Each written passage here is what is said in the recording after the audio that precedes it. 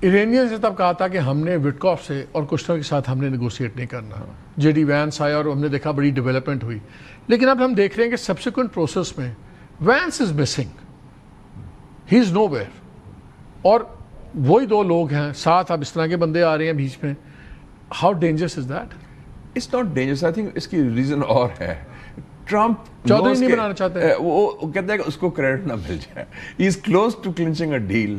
اور وہ they are دو بورے رکھے ہوئے ہیں اس نے جو ہے نا پگمیز ہیں. وٹکاف تو وہ تو ریئل اسٹیٹ ایجنٹس ہیں دونوں. اپنے گھر والی گل ہے کہ کر دماد ہے وہ تو وہ ورنہ Vance is the president in waiting. یہ تو کلیئر ہے.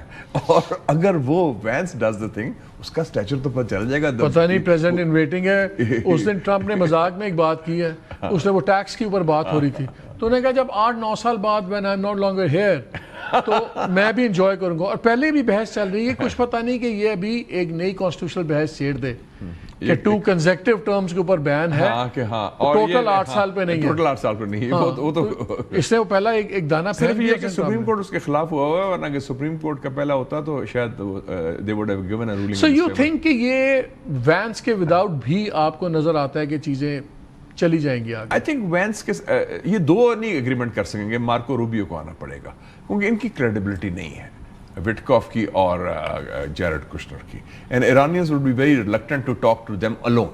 اس کے علاوہ ہاں Witkoff and Kushner plus Vance ہو جائے, even I think Marco Rubio بھی ہو سکتا ہے کیونکہ he is national security adviser. لیکن روبیو کو ابھی تک انوالو کیا نہیں. روبیو کی 2-3 پچھلے ہفتے میں اسٹیٹمنٹس ہائی پروفائل آئی ہیں, but he has not been directly involved. کیوں؟